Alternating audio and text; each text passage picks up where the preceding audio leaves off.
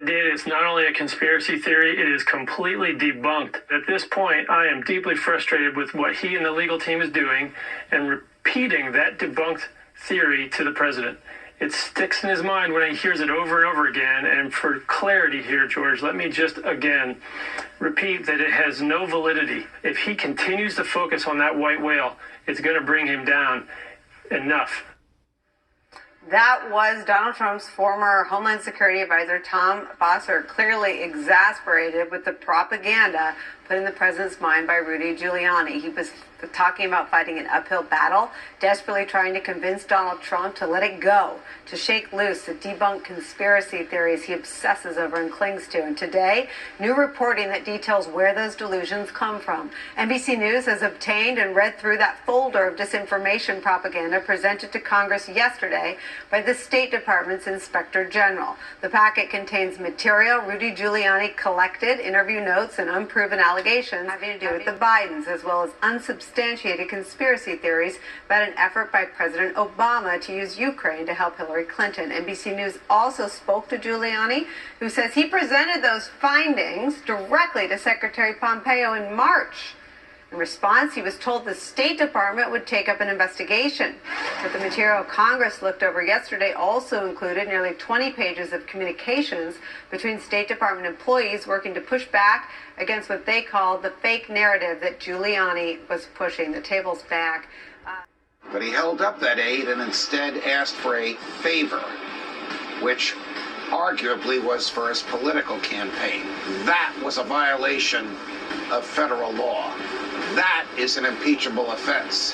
That is what the Democrats are seeking to investigate. Instead of a frenetic lawyer on television trying to make Joe Biden look worse, the president should present a principled defense if he has one, because the Democrats have a lot of evidence against him. He answered Jeff Mason's question yesterday that he refused to do, and he did so in such a public way.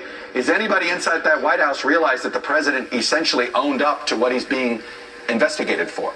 Well, let me put it this way, Chuck. When we had an opportunity to speak to a White House spokesperson, someone from the press office here, we said, why is it proper for a president of the United States to call on China to investigate a domestic political rival?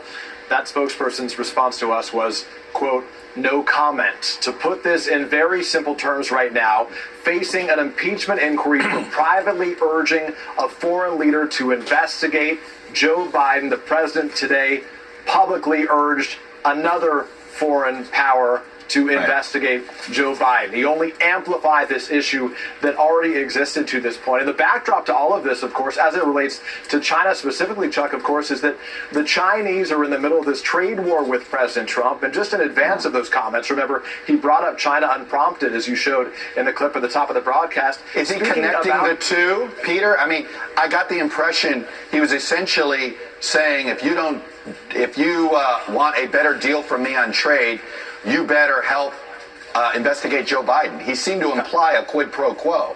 Well, I think so. On Ukraine, the albeit not explicit, but the quid pro quo that people are focused on is, hey, I'm withholding military assistance. If you want more of it, then I need you to investigate Joe Biden. Here, the sentence that preceded this was the president saying, I have a lot of options on China, but if they don't do what we want, we have tremendous power. Chuck, the bottom line is the president, it was a remarkable scene. I was out there on the lawn. We were posing these questions to him, the question that Jeff Mason tried to get answered repeatedly yesterday, and when the president answered it today, it appears, at least according to what we're hearing from those who were close to him, that he only made the situation much worse. About the Bidens after your phone call. Exactly. Well, I would think that if they were honest about it, they'd start a major investigation into the Bidens. Likewise, China should start an investigation into the Bidens, because what happened in China is just about as bad as what happened with Ukraine.